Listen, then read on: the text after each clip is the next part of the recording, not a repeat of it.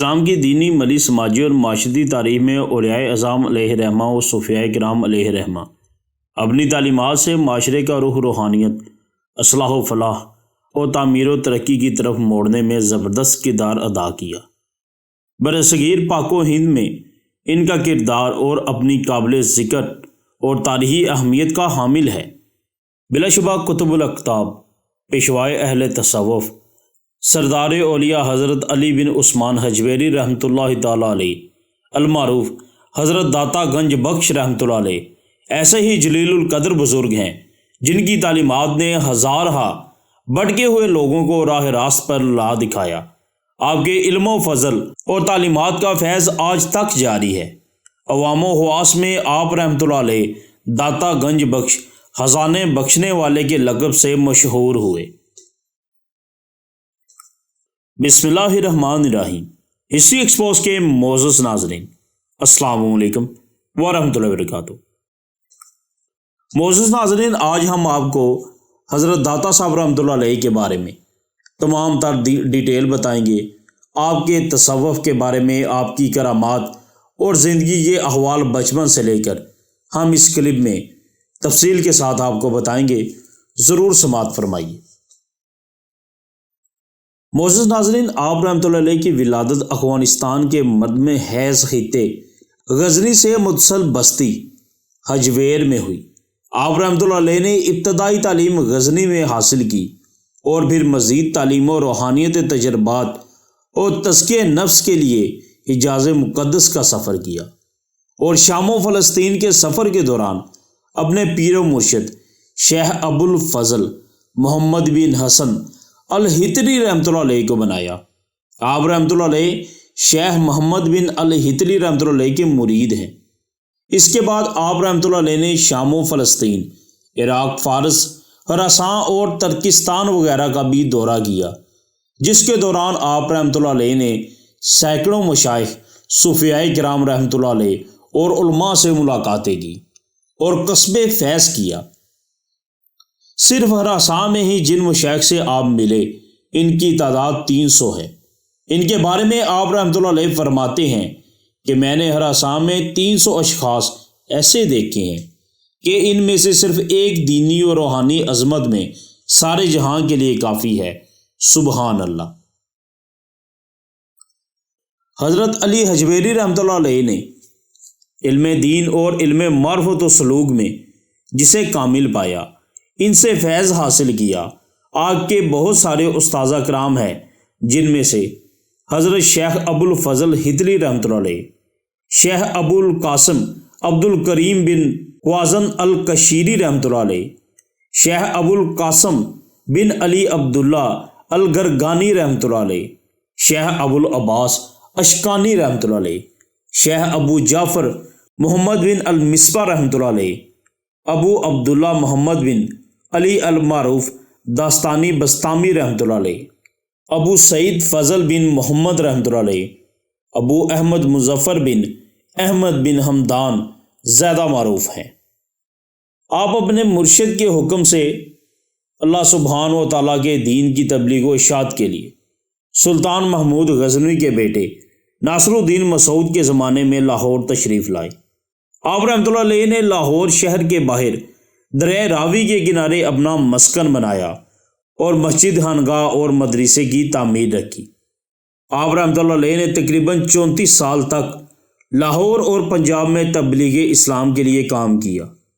تبلیغ و اشاعت دین کے سلسلے میں آپ نے برصغیر کے دوسرے علاقوں کا بھی سفر کیا، لیکن آپ رحمۃ اللہ علیہ کا مقام و مرکز لاہور ہی رہا، اس لیے لاہور کو کہتے ہیں داتا کی نگری۔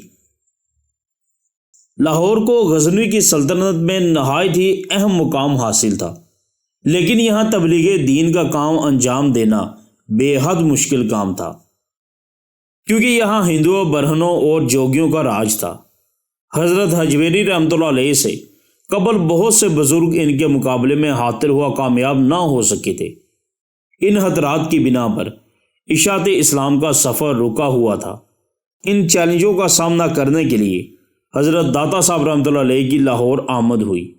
آپ رحمۃ اللہ علیہ کی تبلیغ تاریخ ایک سنگ میل کی حیثیت رکھتی ہے، کیونکہ آپ رحمۃ اللہ علیہ کی آمد سے کثیر تعداد میں نہ صرف بتوں کے پجاریوں نے اسلام قبول کیا بلکہ حواس اور ہندو برہن بھی تیزی سے مشرف با اسلام ہوئے۔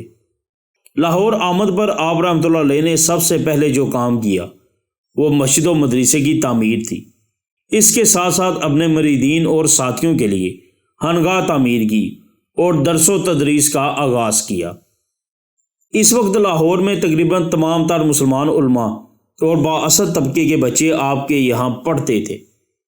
آپ رحمۃ اللہ تعالیٰ علیہ نے جب محسوس کیا کہ حکمرانوں کے ساتھ تعلقات اور رابطے کا عوام الناس اور دین کی نشر و اشاعت پر اچھا اثر نہیں پڑ رہا تو آپ رحمۃ اللہ علیہ یہ سلسلہ موقف کر دیا اور صرف عوام کے بچوں کو درس و تدریس دینے کا کام جاری رکھا۔ آپ رحمۃ اللہ علیہ کے اس اقدام سے معاشرتی اصلاح اور دین کی ترویج و اشاعت میں روز افروز اضافہ ہوا اور عوام و حواس میں آپ مقبول ہوئے۔ حضرت علی حجویری رحمۃ اللہ علیہ کے اعلیٰ اخلاق حمیدہ اور آپ رحمۃ اللہ علیہ کی فہم و فراست ہی تھی کہ نہ صرف ہندوؤں کے بااثر سیاسی طبقے نے اسلام قبول کرنا شروع کیا بلکہ دیگر لوگ بھی بہت شرط کے ساتھ حلقہ بگوش اسلام ہوئے۔ ایک اندازے کے مطابق لاہور کی نصف آبادی نے آپ کے ہاتھ پر اسلام قبول کیا۔ جس طرح آپ رحمۃ اللہ علیہ کو غیر مسلموں میں اسلام پھیلانے کی فکر تھی، اس سے زیادہ آپ رحمۃ اللہ علیہ کو اس بات کی فکر لاحق تھی کہ تصوف کے نام پر وہ غیر اسلامی رسم و رواج اور ساختہ غلط نظریاتی جو علماء و صوفیاء کرام اور دیگر مسلمانوں میں صراحت کر رہے ہیں، انہیں کس طرح دور کیا جائے۔ لہٰذا آپ رحمۃ اللہ علیہ نے رائج غلط نظریات کو دور کرنے کی صحیح کی اور تصوف کی تعلیمات کو ان کے سادہ اور پرانے اسلوب پر لے آئے۔ اسلامی تعلیمات کی سادہ کو برقرار رکھا، خود بھی ان میں سختی سے عمل پیرا رہے اور دوسروں کو بھی اس کی تلقین کی۔ آپ کی اہم اور گراں قدر تصنیف کشف المحجوب قرآن و سنت کی تعلیمات پر مبنی تصوف کا مثالی دستور اور حکمت و معرفت کی روشنی کی قندیل ہے، جو قلب انسانی کو متاثر کرنے کی بے پناہ صلاحیت رکھتی ہے۔ آپ رحمۃ اللہ علیہ کی تعلیمات کا نچوڑ اس میں موجود ہے۔ آپ رحمۃ اللہ علیہ نے نہایت اختصار کے ساتھ شریعت مطہرہ کے مسائل کو اس میں واضح کیا، کیونکہ شریعت پر عمل کیے بغیر کوئی عالم صحیح معنوں میں عالم نہیں بن سکتا اور کوئی صوفی صحیح معنوں میں صوفی نہیں بن سکتا جب تک وہ قرآن و سنت اور شریعت پر عامل نہ ہو۔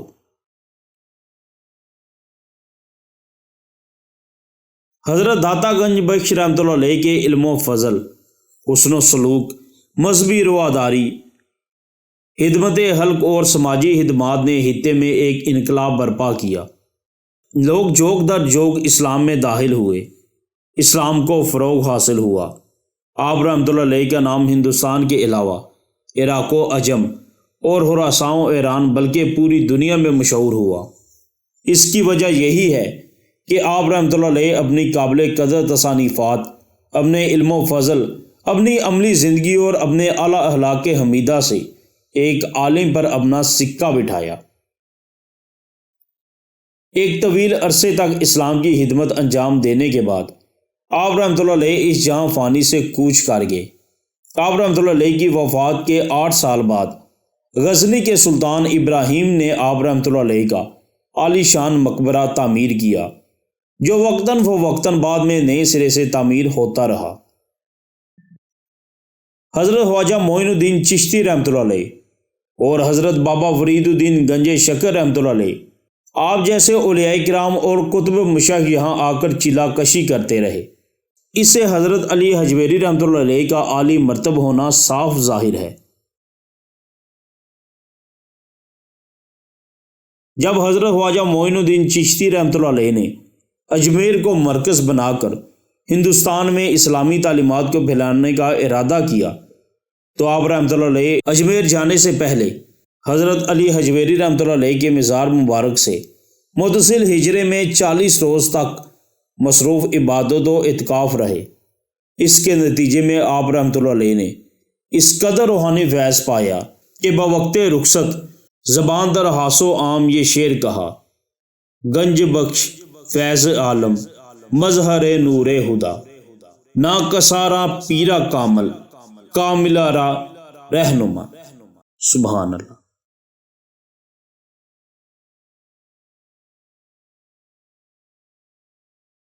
اب ناظرین ہمیں دیجیے اجازت۔ امید ہے کہ آپ نے جو کچھ سنا حضرت داتا صاحب رحمۃ اللہ علیہ کے بارے میں، آپ کے علم و عمل میں ضرور اضافہ ہوا ہوگا۔ اب ہمیں دیجیے اجازت، ملتے ہیں ایک نئے خاص بہترین معلوماتی کلپ کے ساتھ۔ دعاؤں میں ضرور یاد رکھیے گا صداقت کو، صداقت قادری کی ٹیم کو۔ اللہ نگہبان۔